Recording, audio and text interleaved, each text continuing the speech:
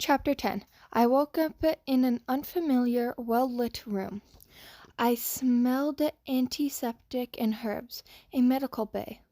Someone had transferred me off the red azalea and placed me on a cot. I shoved off the blanket and sat up, then winced as all my muscles protested. My skin itched as though I'd gotten sunburned all over. And then I remembered the grenade. Oh no, what happened to Bang Ho? You're not dead, a hollow voice remarked. I almost leaped out of my skin. I hadn't realized there was someone standing right next to my bed. It was a boy, maybe 15 years old, in the dark blue uniform of a Space Forces cadet. His name tag said Beijing. 3 things about him were off, though. He had no smile, for one. Also, his face flickered as though it were a kaleidoscope. Sorry if I got that wrong, by the way. Of shadows. Finally, the real clue. His hair hung in a low, disheveled strands around his face. My injuries might have affected my sense of smell. The shadows might have been a trick of the light. The hair, though, no one in the Space Force could have hair that long, not unless they were a ghost, and the tales that they had hair like that. I scooted back on the pallet, heart thumping in my chest. I remembered the stories that my aunties told me. Ghosts weren't necessarily friendly, but many of them became vengeful over time, especially if the unfinished business that bound them to the world of the living went unresolved for a long period. What do you want? I asked in a low voice. Wary. Curtains shielded the rest of the medical bay from my view, but I could hear doctors and nurses speaking unauthoritatively. It was such a stupid way to die, Jang said.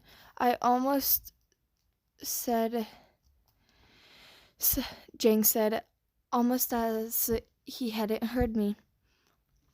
I winged by just a mark, just as my personal shield failed. No one had seen him hiding. He smiled cynically.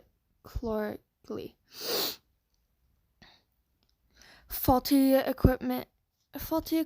Just my luck. I'm sorry, I said, still cautious. Would fox magic work on a ghost? Shamans exercised ghosts as part of their job, but I didn't have their powers. And I wasn't sure if trying to charm Jang would only make him mad. On the other hand, since he had appeared to me, I assumed he wanted to make a bargain. I remembered that from my auntie's lore, do you need something from me? His smile twisted. We were saving you and your friend when I got injured. The physiatrician tried his best, but I died just an half hour ago. My heart fluttered. We didn't mean to get you killed, but we wouldn't have been there if it weren't for me. I thought guilty. You owe me, Jang said. The mercenaries are all dead, but my training cruise is over. I thought fast. What ship are we on? The Pale Lightning, he said. The Pale Lightning. What were the odds that I would end up on John's ship? But how could I gotten here? Jang and the rest of his team had boarded the Red Alaza after the Merces, I guess. I didn't remember that at all. I had passed out by then. I had to take advantage of this stroke of luck. We can help each other. I need a reason to stay on the ship. No need to go into detail, as I doubted a ghost would care. And I can do that if I suppose as you. I can continue your training cruise for you. Jing's eyebrows shut up. How are you going to manage that? I cast my eyes down. I'm a fox. It felt odd admitting that to a stranger. Huh? Huh. He said after a moment, looking thoughtful. Never heard of a fox in the Space Forces, but why not? Interesting reactions. Maybe ghosts were more open-minded than the living. There were a few supernaturals on the ship, Jang added. The captain tolerates them, but most of the crew is human. If Jang had never heard of a fox candidate, then June must have kept his true nature hidden from everyone. That figured he'd always been the more obedient of the two of us. While the captain was open to some kinds of supernatural candidates, I bet he, like most folks, didn't trust fox spirits. Is it true that your kind can shift? Jang asked. I demonstrated by growing my hair, then returning it to its original length. He grinned appreciatively. I'm really sorry about what happened to you, I added, biting my lip. I'd never dream that hitchhiking a ride on the red azalea would cause someone's death. It was over so quickly, he said without an emotion. The Merces are really the ones to blame. Then I accept your proposal.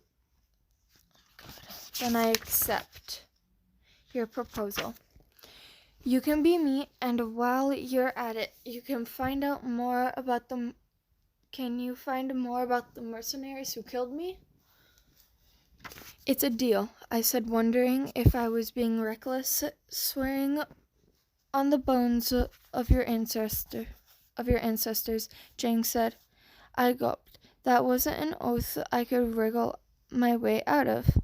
Also, I worried that taking on this detective work would distract me from my real quest of finding June. But I needed Jang's help. I swore on the bones of my ancestors, I said, and shivered.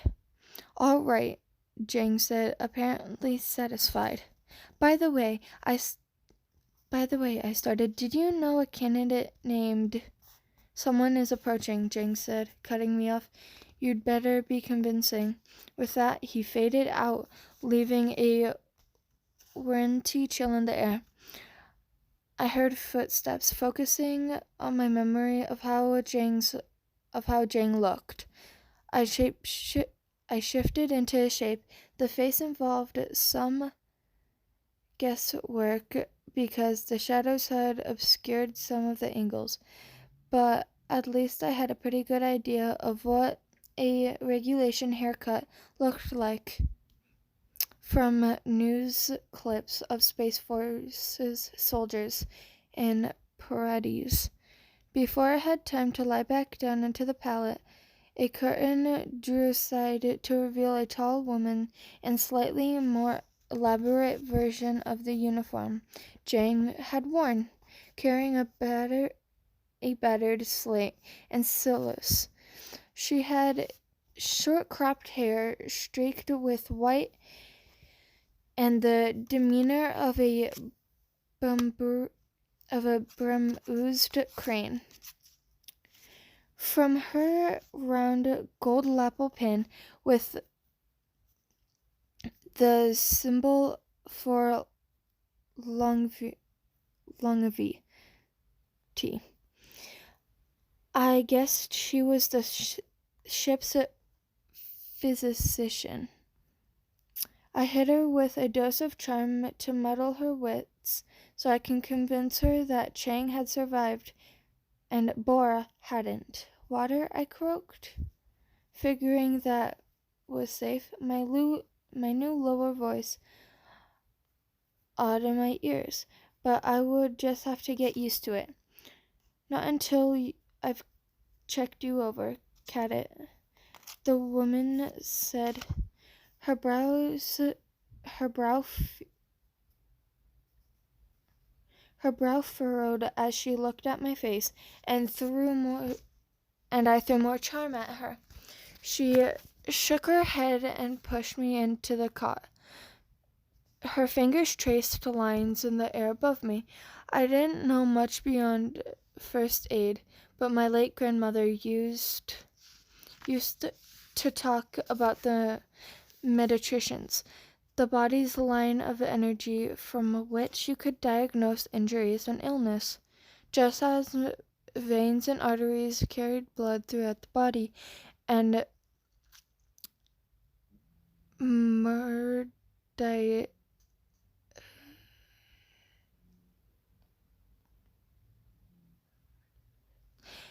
the medications carried the life force. Any damage to the mind or body would be reflected in its flow. I stared up at her, trying not to show how imitated I felt. As a doctor, she knew the human body inside out. And there I was, a fox, impersonating a human of the opposite sex. Good thing my shield took the worst of the hit, I said, so the physician had a plausible story for my survival. By the way, what happened to the pilot of the freighter? I asked, recalling. Buncho's last scream. Him? He's still in one of the healing pods, she said, but he'll make it. I breathed easier.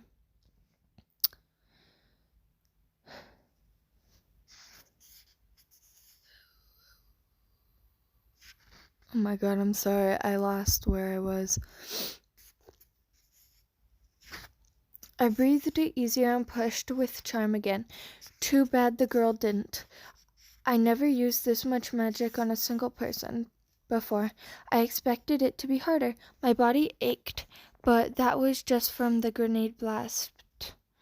How much pain was Bunho in? I wondered. He'd taken that grenade from me. Can I see the pilot? I asked the physician before I thought the matter through. There was no reason Jang would have made such a request. The doctor clucked. You won't do him any good. He's in a medi coma. She traced out another medication. But you're still in satisfactory condition. As soon as I fill out the forms, you can return to duty. While she put some formation aside on the slate, I wondered how I could get a map of the ship. I had no idea where I was supposed to go.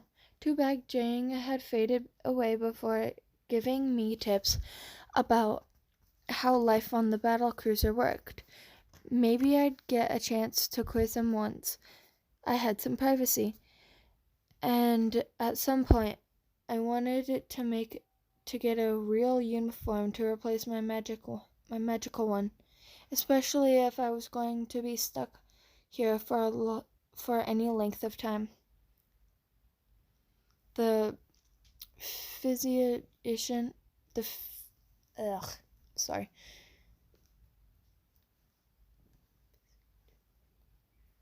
physician was frowning over at something on the slate.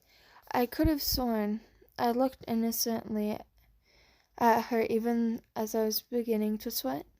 Yes, doctor? There's an error in the database, she muttered. It lists the girl on the freighter as having survived. I definitely didn't want that info getting around.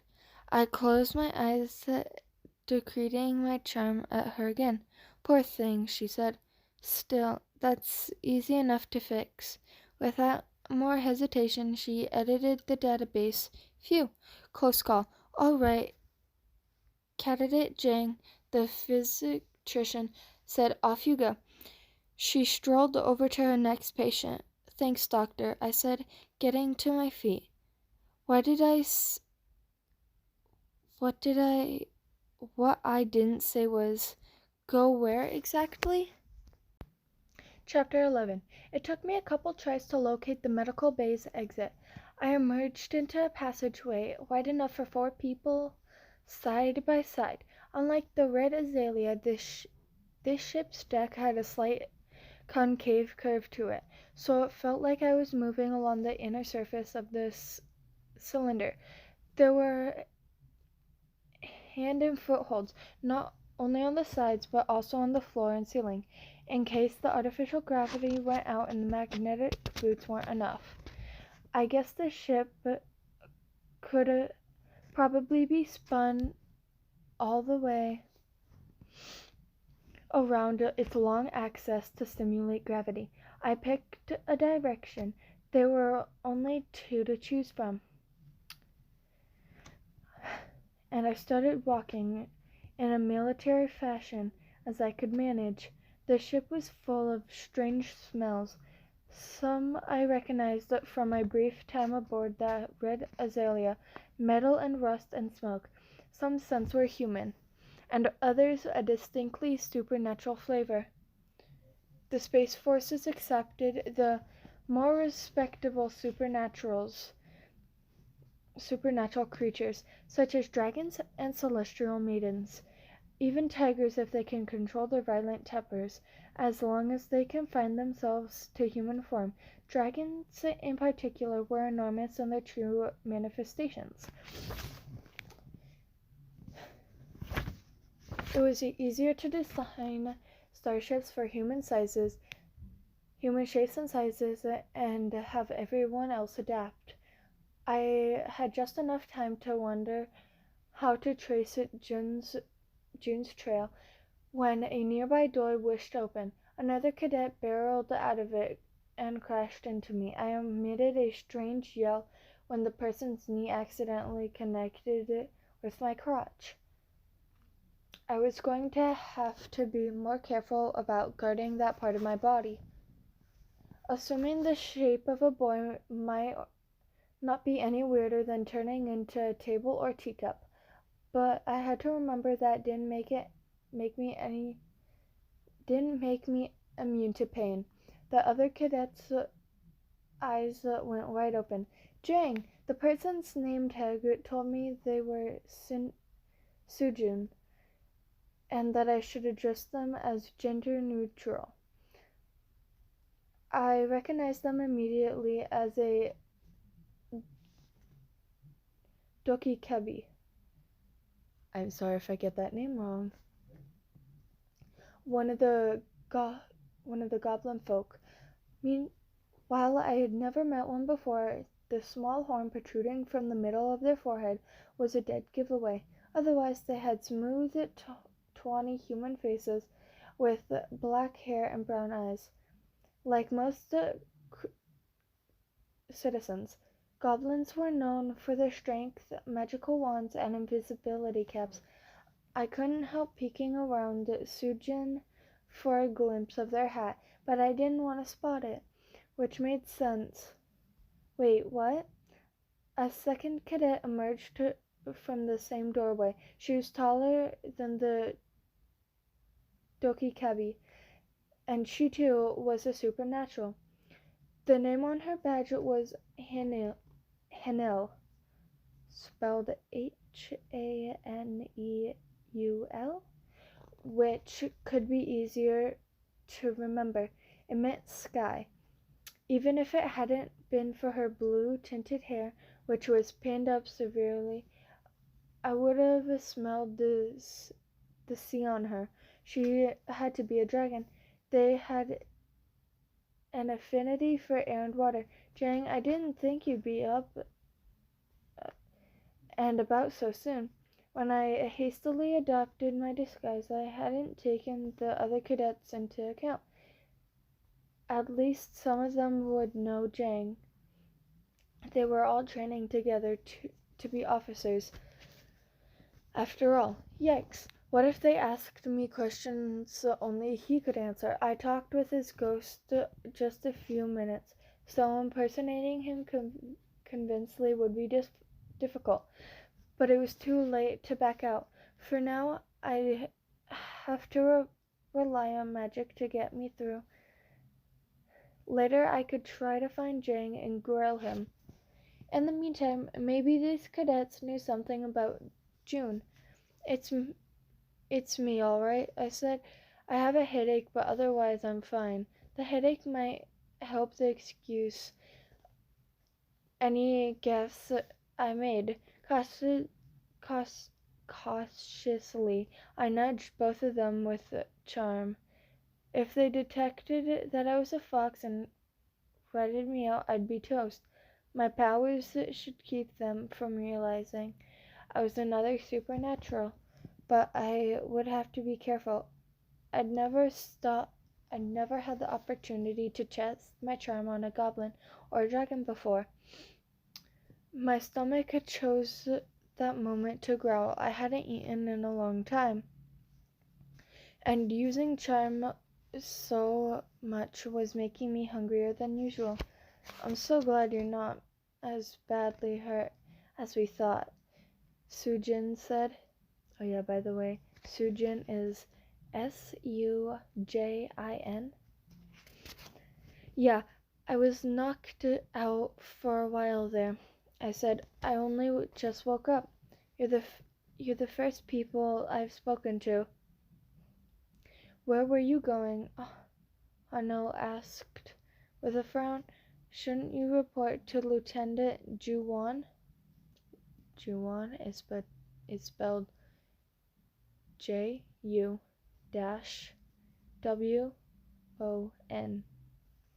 Of course, I couldn't just wander anywhere I liked, not if I was supposed to be a cadet.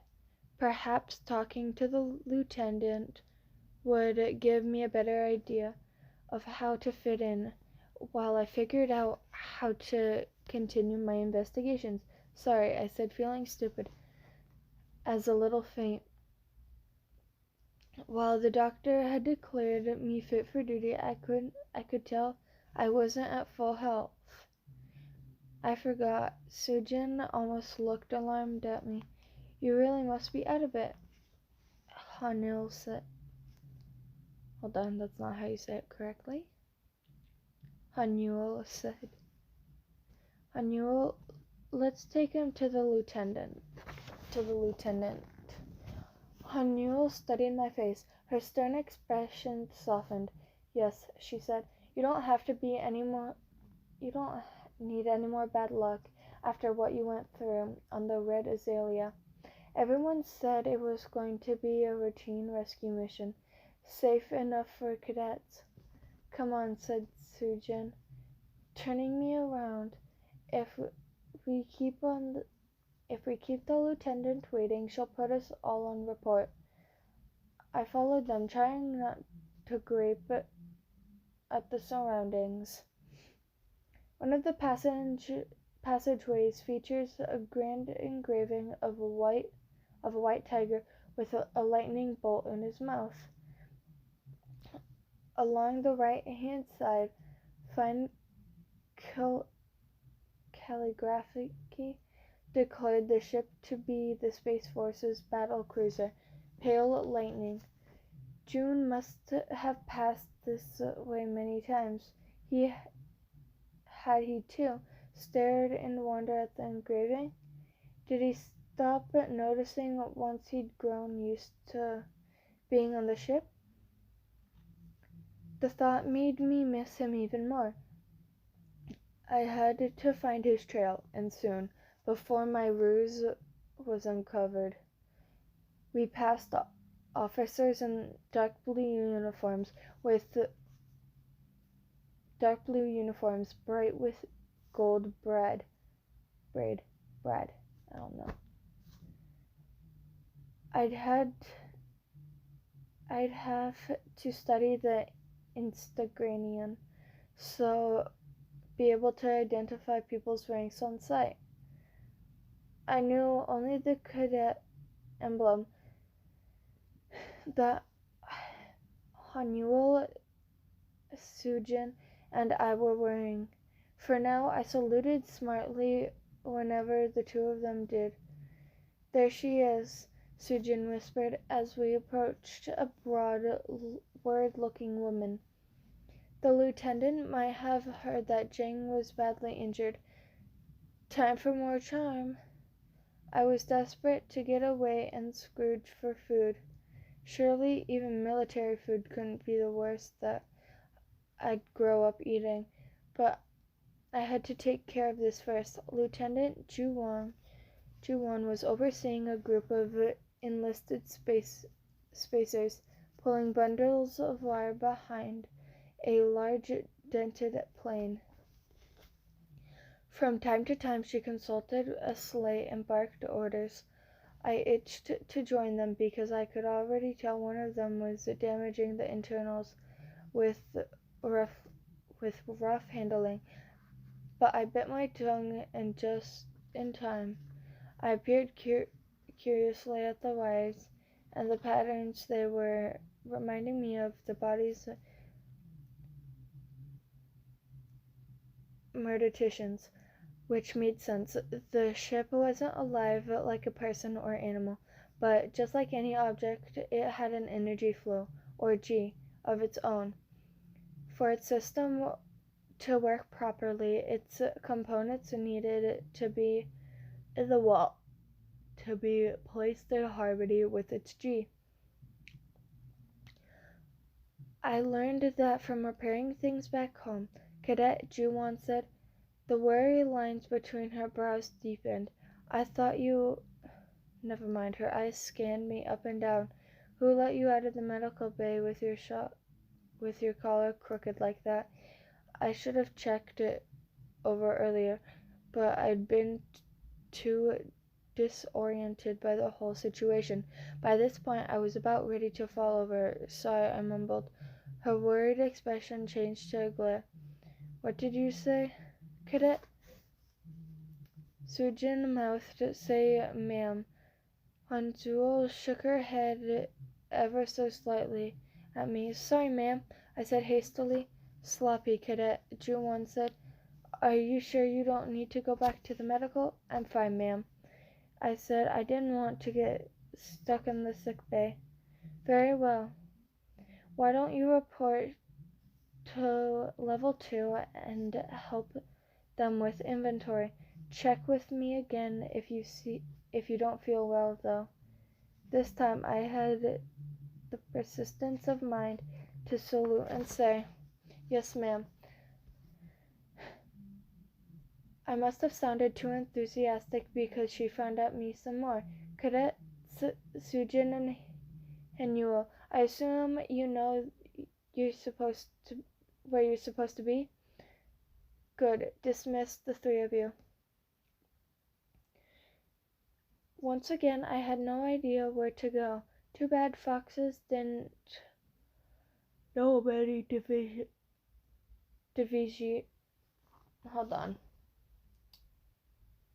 deviation magic. I'm sorry if I said that wrong, by the way.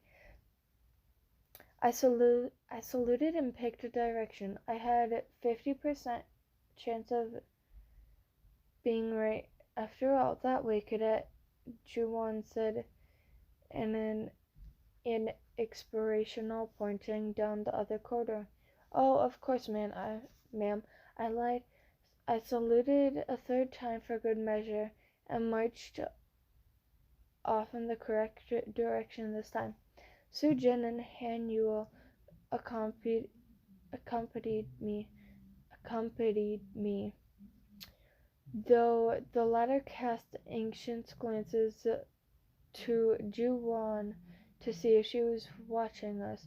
Hey, Sujin said in an undertone, "You look terrible. Let me get a snack into you before I report to my station." "That sounded wonderful. Thank you." I said, smiling at the goblin. Sujin headed me into a side passage. Hanuel shook her head and said, "We're so dead if we're caught shirking. I can't let Jing faint from hunger." Sujin said reasonably. "Anyone coming?" Hanuel sighed, then peered around the corner. No, you're clear." Sujin pulled out a fork with flourish. "Wait, a spork?" My nose tickled, and I was suppressed the sneeze. That wasn't any ordinary utensil.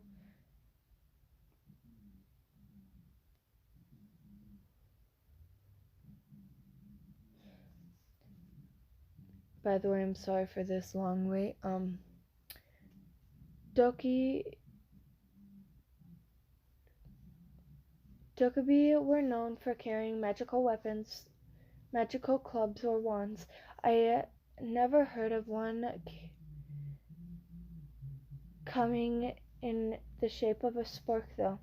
Sujin waved the spork, and a box of chocolate dipped in cookies magically appeared. I tampered down another sneeze. The goblin snatched it out of the air before it fell onto the desk. "Eat these," she said. "They'll perk you up." Hanuel shook her head disapprovingly at Sujin. "You're not supposed to mess with the radiation system." "Are you going to tattle?" No, Hanuel said with a sigh. I tore open the box and practically inhaled the cookies. Too late, I realized I should have been polite and offered some to my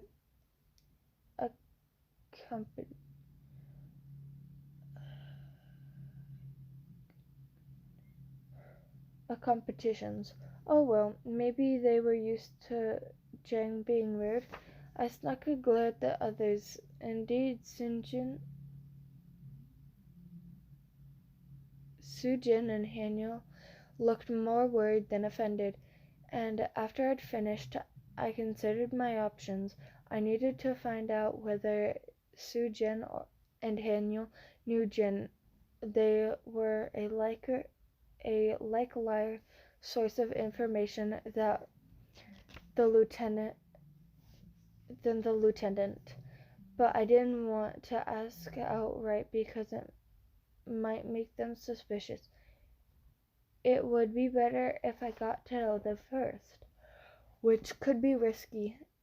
Oh my god, which could be tricky, since we were already supposed to be acquainted. "Thank you," I said to Sujin. That'll keep me going until dinner." Hansel frowned at me. You already missed mess. I forgot that is what they called meals around here. June used some military terms in his letter, but I hadn't absorbed them the way he would as a cadet. Great, I was going to have to learn all the Geron too. I wondered how long it had taken June to adjust to life in the Space Forces. Of course, he hadn't been thrown into the deep immediately like this, or had he? Sujin ignored my slip. "I wasn't thinking," they said with Chargin. "I should have conjured up something more sustainable for you. At this point, you'll probably be better off flinching something from the gallery, though. Snacks are the best I can manage." "Please," Hanuel said with a sniff. "You live on nothing but cookies and shrimp crackers if you could." "Sujin, we have nutritional guides for a reason, you know." I'll take shrimp crackers, I said, my mouth watering at the prospect. I had already figured out that the two of them, Hanuel was the slicker for following the rules. That could work in my favor. At least she knew what rules were, and I could lean on her until I got a chance to quarrel Jang's ghost. In the meantime, I didn't care how unhealthy shrimp crackers were. I just wanted something to fill my aching belly. Sujin waved their spark and a box of the promised shrimp crackers materializing in thin air. This time my nose only tickled slightly.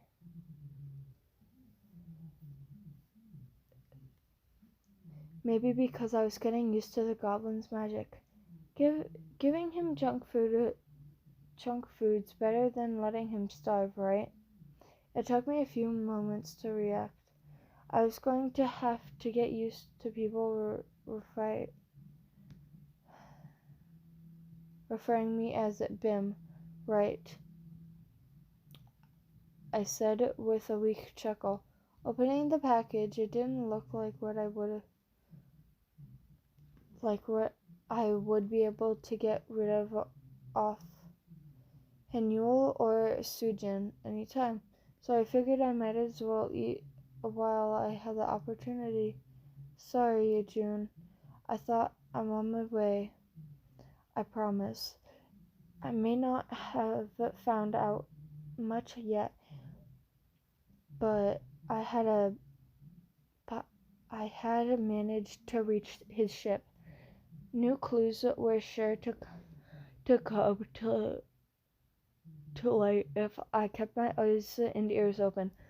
I gobbled down all the crackers, knowing I was going to need my strength for the days to come. Anyways, thank you for listening. Sorry that took really long. I actually have a headache now, so also sorry for all the stops and or all the things that I've said wrong. Thank you for watching. If you want to, like and subscribe. You don't have to. No one's forcing you. Goodbye.